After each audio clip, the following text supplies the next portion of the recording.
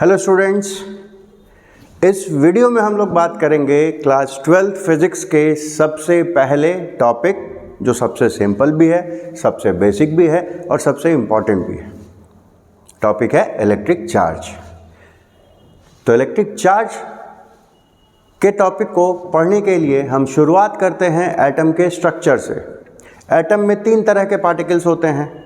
2 कहलाते हैं न्यूक्लियॉन्स, जो उसके न्यूक्लियस में होते हैं, जिनमें एक होता है पॉजिटिवली चार्ज प्रोटॉन, दूसरा होता है इलेक्ट्रिकली न्यूट्रल न्यूट्रॉन और तीसरा होता है नेगेटिवली चार्ज पार्टिकल इलेक्ट्रॉन, जो उस न्यूक्लियस के चारों तरफ रिवॉल्व करता रहता है। ठीक, इन जनरल किसी भी एटम में number of positive charge particles मतलब प्रोटॉन्स और number of negative charge particles मतलब इलेक्ट्रॉन्स, इनकी संख्या बराबर होती है। तो जब इनकी संख्या बराबर है तो इनके कारण जो चार्जेस का अमाउंट होता है पॉजिटिव में या नेगेटिव में, वो भी आपस में बराबर होता है। तो जब मैथ्स के हिसाब से हम इन पॉजिटिव और नेगेटिव चार्जेस के मैग्नीट्यूड को जोड़ते हैं तो हमको ओवरऑल रिजल्ट 0 मिलता है।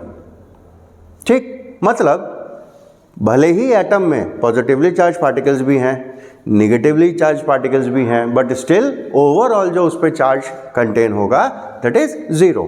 मीन्स एक एटम इनिशियली या इन जनरल इलेक्ट्रिकली न्यूट्रल होता है, क्योंकि इलेक्ट्रॉन और प्रोटॉन की संख्या बराबर है। अब है सवाल कि टोटल चार्ज 0 कैसे हुआ? वो इसलिए होता है क्योंकि प्रोटॉन पॉजिटिव चार्ज है, इलेक्ट्रॉन नेगेटिव चार्ज है, लेकिन दोनों में जो मैग्नीट्यूड ऑफ चार्ज है वो एक होता है, जिसको हम एलिमेंट्री चार्ज का नाम दे देते हैं, और उसकी वैल्यू होती है 1.602 इंटू 10⁻19 कूलम।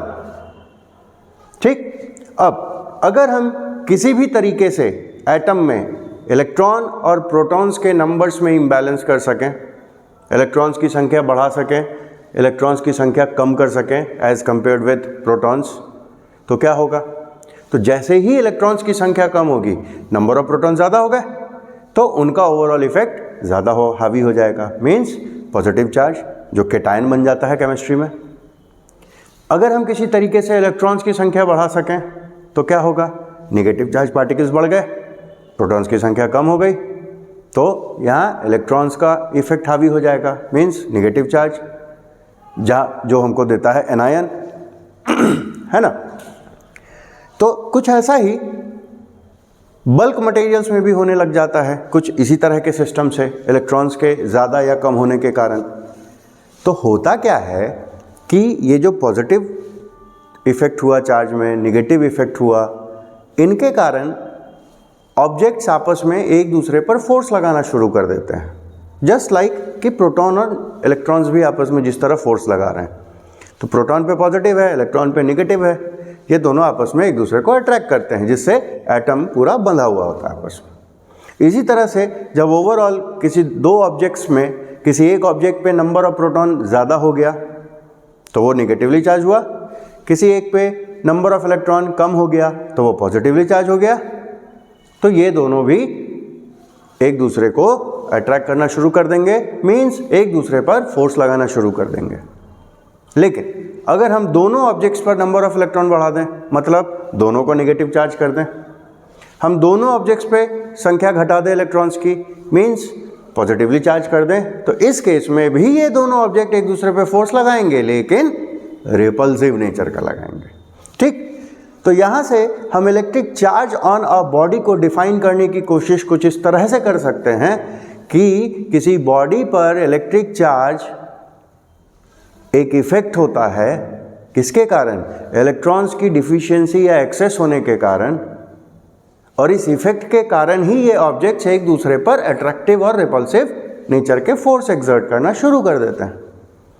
ठीक, तो ये तो हो गई इलेक्ट्रिक चार्ज की कहानी के बारे में। अब कुछ पॉइंट्स अगर बात कर लें तो जैसे हम इंसान जेंडर के टर्म्स में डिफाइंड होते हैं, फिर इनमें 2 टाइप हैं, मेल एंड फीमेल। सिमिलरली ये जो चार्जेस हैं, ये जो हम बार बार पॉजिटिव और नेगेटिव की बात कर रहे हैं, these are known as polarity. जैसे हमारे में जेंडर हुआ, यहाँ पोलैरिटी हुआ। अब जैसे हमारे में मेल फीमेल हुआ, यहाँ पॉजिटिव और नेगेटिव हुआ। पॉजिटिव कब हुआ? जब इलेक्ट्रॉन्स की डिफिशियंसी हो जाएगी, कमी हो जाएगी। नेगेटिव कब होगा? जब इलेक्ट्रॉन्स का एक्सेस हो जाएगा, इलेक्ट्रॉन्स ज़्यादा होंगे। ठीक। अब सिंबल की बात करें तो इंग्लिश में सिंपली कैपिटल क्यू या स्मॉल क्यू लेटर यूज़ कर लिया जाता है इलेक्ट्रिक चार्ज को इंडिकेट करने के लिए। यूनिट की बात करें तो चूँकि जो फोर्स लग रहा है एक ऑब्जेक्ट और दूसरे ऑब्जेक्ट पे, ये चूँकि हम ऑब्जर्व कर सकते हैं, ये मेजरेबल चीज़ है, तो ये एक फिजिकल क्वांटिटी है चार्ज, तो ऑब्वियसली इसकी यूनिट भी होगी। तो इसकी यूनिट होती है कूलम, ठीक, जिसको शॉर्ट में हम सिर्फ कैपिटल C लिखते हैं। ठीक है। एलिमेंट्री चार्ज की भी बात की थी। एलिमेंट्री चार्ज क्या होता है?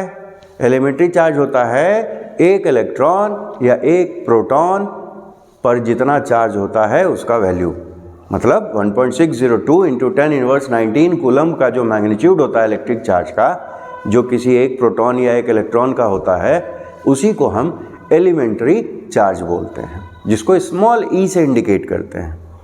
तो बुक पढ़ते समय भाषा पे ध्यान रखना है कि अगर सिर्फ E लिखा है दैट मीन्स वो है एलिमेंट्री चार्ज, और E पे अगर माइनस साइन लगा दिया गया है तो वो है इलेक्ट्रॉन। ठीक।